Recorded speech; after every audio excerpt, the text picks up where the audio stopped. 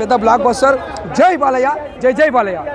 అసలు హైందవ ధర్మం అంటే ఏంటి, సనాతన ధర్మం అంటే ఏంటి అనేది పిల్లలకి ఇప్పుడు ఉన్న పెద్దలు ఎవరు చెప్పట్లేదు. ఒకసారి బాలయ్య బాబు గారు చెప్తారు, వినండి. ఆకాశానికి అంచు కనిపెట్టగలం కానీ మన సనాతన ధర్మం కానీ హైందవ ధర్మం కానీ ఎక్కడి నుంచి పుట్టిందో ఎవడో కనిపెట్టలేడు అనమాట. చాలా బ్రహ్మాండంగా చూపించారు. సో బీజిఎం కానీ చూస్తున్నప్పుడు ఏ సినిమాకైనా సరే ఒక్కొక్కసారి గూస్ బంప్స్ వస్తూ ఉంటాయి. 2.5 గంటలు అదే హైప్లో ఉందన్నమాట. ఫైట్ సీన్లు కానీ అసలు ఎమోషన్ సీన్లు కానీ చాలా బ్రహ్మాండంగా తీసుకెళ్లారు. అండ్ బాలయ్య బాబు గారు అంటే మనం ఫస్ట్ పార్ట్ 1 చూసుకున్నప్పుడు అయితే అది వేరే లెవెల్లో ఉంటుంది. సో దానికి కంటిన్యూటీగా ఉంది స్టోరీ. అంటే అసలు మోడల్ రావట్లేదు ఈ సినిమా. ఏంటి తమన్ గారు మీ మ్యూజిక్ కానీ మీ స్టోరీ కానీ బోయపాటి సీని గారు ఇట్టు కొట్టారు. ఇలాంటి సినిమా ఎవరు తీస్తారో లేదో కానీ ఒక శివుడిని మాత్రం అయితే ఒక లెవెల్లో చూపించారండి. స్టోరీ పరంగా అండ్ అండ్ ఉంటారు కదా, ఇవి ఏమంటారు అన్న, గ్రాఫిక్స్ విఎఫ్ఎక్స్ మాత్రం అయితే high level. BGM VFX song మాత్రం హైలైట్ ఉంది.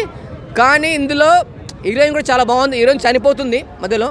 చనిపోయినప్పుడు మన మెయిన్ బాలయ్య ఎంట్రీ అవుతాడో అప్పటి నుంచి ఉంటుంది రచ్చ రచ్చ. మొత్తం శివుడు శివతాండవం, మొత్తం తాండవం అంటే తాండవమే అన్న. నాకు ఇప్పటికీ ఎమోషనల్ సీన్స్ ఇంకా గుండె భారీగా ఉంది.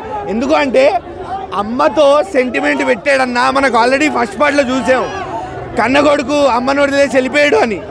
దానికి కొంచెం యాడ్ ఆన్గా ఇక్కడ పెట్టాడన్న కంటిన్యూయేషన్ అమ్మతో. అన్న బోయపాటి ఏడిపించారన్న. నాకు నిజంగా ఆ సీన్ ఆ ఎమోషన్ నుంచి బయటికి రాలేకపోతున్నా. చాలా చాలా అంటే చాలా ఎమోషనల్గా పెట్టారు ఆ సీన్ మాత్రం. ఇంకొకటి ఫైట్లు ఓవర్ ఉన్నాయి, గ్రాఫిక్స్ బాగాలేవు అన్న.